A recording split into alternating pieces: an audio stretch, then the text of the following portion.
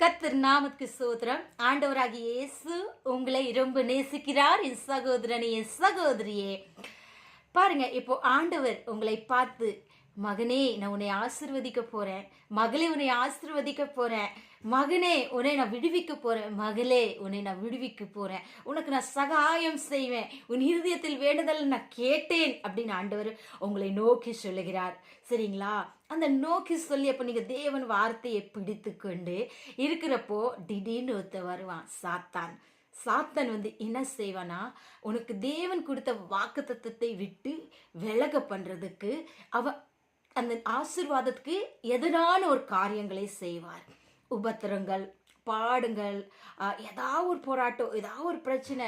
தேவன் சொன்ன வார்த்தை சொன்னது உங்களை ஆசீர்வதிப்ப, ஆனா ஆசீர்வதிக்காத மாதிரி ஒரு சூழ்நிலைகள் உங்க வாழ்க்கையில கஷ்டங்கள் அது மாதிரி வரும். அப்போ நீங்க என்ன செய்ய, ஆண்டவர் என்னை ஆசீர்வதிக்கிறேன்னு சொன்னாங்களே, ஆண்டவர் எனக்கு சகாயம் செய்யறேன்னு சொன்னாரே, ஆண்டவர் என்னை விடுவிக்க போறேன்னு சொன்னாரே அப்படின்னு நீங்க நினைப்பீங்க. உங்க மைண்ட் அப்படி டிவிட் ஆயிட்டே இருக்கும் தேவன் வார்த்தையை விட்டு. சாத்தான் அதுதான் விரும்புகிறார், நீங்க அதுல இருந்து விடுதலை ஆகக்கூடாது, உங்களுக்கு ஆசீர்வாதம் கிடைக்க கூடாது அப்படின்னு இருக்கிற டைம் அது சாத்தான் அப்படி செய்வான்.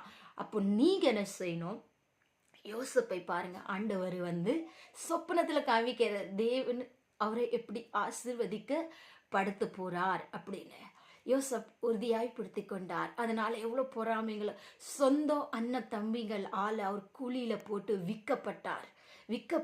அவர் தூர தேசத்துல போனார். அநேக பலிகள் போட்டார். என்ன பலிகள் போட்டார்? போத்திவார் மனைவி என்ன செய்தார், என்னோட சைனியம் என்னோட இரு அப்படின்னு சொன்னார். வாலிபர் பிள்ளையாய் இருக்கிறார் பாருங்க. ஆனால் தேவனுக்கு பயந்து அந்த பாவத்தை விட்டு ஓடினார் என்று வசனம் சொல்லுகிறது. அவர் தேவனுக்கு பயந்தார். அவருடைய சிறைசாலையில வைத்தாங்க. தப்பான பழி போட்டாங்க, என் மேல தப்பா நடந்துக்கினா, அப்படி பண்ணிக்கினா கோபத்துல பாருங்க. ஆனா இந்த சிறைசாலையில போட்டாலும் தேவன் அவரோட கூட இருந்தார் அப்படின்னு சொல்லப்படுகிறது.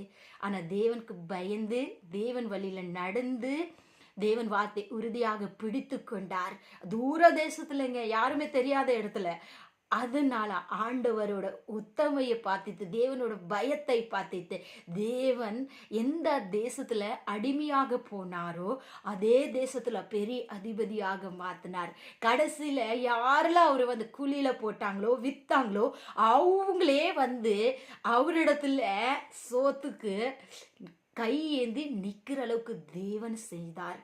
அதே மாதிரி நீங்க எந்த சூழ்நிலை வந்தாலும் சாத்தானே சொல்லுங்க, சாத்தானே நீ என் செருப்புக்கு கீழே என்னை ஒன்றுமே செய்ய முடியாது, என் தகப்பன் என்னோட இருக்கிறார், நிச்சயமா என் தேவன் ஆசீர்வதிப்பார், என் தேவன் சொன்ன வார்த்தையை நம்புறேன், நான் என் தேவனே நோக்கி பார்ப்பேன் என்று சொல்லி நீங்கள் இன்றைக்கு தேவனோட கரத்தை பிடித்து என்ன வந்தாலும் ஏது வந்தாலும் அவரை கை கொண்டு இருங்க. அவரை விட்டு விலகாதீங்க. தேவரீ, நான் மறித்தாலும் உனக்காக, வாழ்ந்தாலும் உனக்காக இருங்க. யோபு கொடுத்து சொன்ன மாதிரி பாருங்க, கத்தர் கொடுத்தார், கத்தர் எடுத்தார். அது மாதிரி நம்ம இருக்கிறப்போ யோபுவை எப்படி ஆசீர்வதித்தார் தேவன் பாருங்க. அவரோட மின்னெலுமை பார்த்து பின்னெலுமை மிகவும் ஆசீர்வாதமாக இருந்தது என்று வசனம் சொல்லுகிறது. என் சகோதரனே, என் சகோதரியே, ஆண்டவராகிய இயேசு உங்களை ரொம்ப நேசிக்கிறார். நீ எப்போ இருக்கிற சூழ்நிலையில எப்பொழுதும் இருக்க மாட்டீர். ஆண்டவர் உன்னை ஒரு பெரிய ஜாதியாக மாற்றுவார், உன்னை ஆசீர்வதிப்பார், உன்னை விடுவிப்பார், உன்னை எல்லா விதத்துல சுகமாக்குவார். காலம் தாமதித்தாலும் தேவனோட பாதையை மட்டும் விட்டிராதீங்க. அவர் கரத்தை பிடித்து உறுதி கொண்டே இருங்க. ஆமென். God bless you. கர்த்தர் உங்களை அளவில்லாது ஆசீர்வதிப்பார்.